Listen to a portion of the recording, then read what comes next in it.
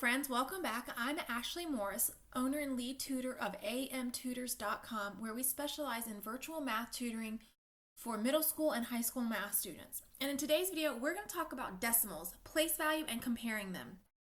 So let's look at this number and talk about what is each number representing, like what spot is that? So for example, we can tell that this 4 is in the ones spot. We have 4 ones. The next number over to the left is the tens spot. We have 3 sets of 10. Then we've got hundreds. And then the next one is the thousand spot. And most of us do okay with those. We're going to review them throughout as well, but most people are okay with the numbers to the left of the fraction. Let's talk about the numbers to the right of the fraction. This 5 represents the tenths space. So tens is when you have a full set of 10. Tenths is we have one piece out of 10, or in this case, 5 out of 10. Tenths. So that's going to be T-E-N-T-H-S. The 6 is the hundredths space. So those are pieces out of 100. So we have 6 out of 100 pieces. 7 would be thousandths. And then the 8 would be 10 thousandths. T-H-O-U-S-A-N-D-T-H-S. 10,000th space. So, and it just keeps going. So like if you're going to the left, those pieces are getting bigger. So after thousands, you'd have 10,000s, then 100,000, million, 10 million, and so on. And as you go to the right, you've got tenths, hundredths, thousandths, 10,000ths, 100,000ths, millions. And as you go over, you're getting a smaller and smaller piece.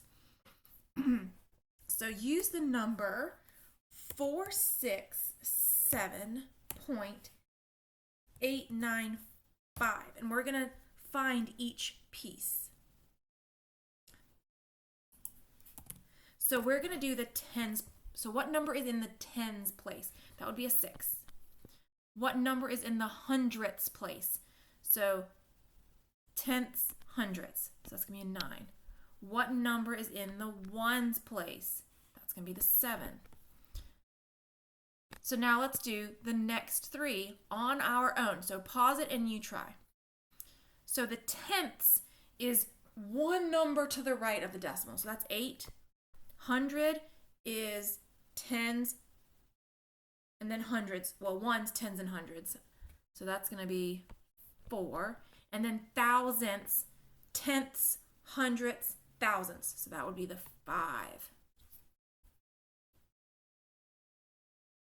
So now we need to compare which one is going to be bigger, smaller, or equal. And the farther right you go, the smaller that piece is. So if you think about it with like money, the first number, this is like your 10 cents. So that'd be 10 cents. You can add the 0 if you need to. And then if you put it over one more, that's 1 cent, 1 penny. So the farther over to the right you go, the smaller you get. So let's look. We've got 0.4 and 0.42. If we read that correctly, it'd be 4 tenths and 42 hundredths.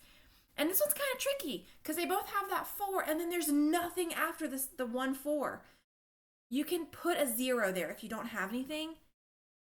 Stick a 0 in there. So that's 0.40 and 0.42. If you think about this like money, is 40 cents or 42 cents bigger? 42. So make sure you open to the bigger one. Next, we've got 0.6 with the bar over it. So that means 0.6 repeating, 6 tenths repeating. And the other one is just 6 tenths. Just looking at it, you're almost like, oh, I think they might be equal. But let's look. We've got 0.66666, so on and so forth for that one. And then this one just have 0.6. So that one on the left is almost like 66 cents or maybe 67 cents if we round it up. And then the other one is just 60 cents. So that repeated 6 makes it a little bit bigger. All right, pause it and you try. But that bar goes here. So what's going to be bigger, 0.3 or 0.03? I would probably add the 0 there just to make sure they have the same number of pieces. And then is 30 cents or 3 cents bigger? Is 3/10 or 3/100 bigger? Those are all different ways to think about it. The 30 cents is bigger, the 3/10. 0.77 or 0.76, 76 hundredths. That 76 hundredths is going to be bigger. If you need to put the 0 there to look at that as like 70 cents and 76 cents, that's fine too. 0.9, 9/10, and 0.9 repeating, or 9/10 repeating. So this one just stays 0.9. This one is going to be 99999 and then keep going. So that one's going to be bigger. We've got more pieces after the 9. So I hope that helped with place value. Go back and rewind if you need to take a picture of the labels, watch it again, all that's great. Make sure you like and subscribe, follow, all that fun stuff so you can make sure you get notifications of more videos.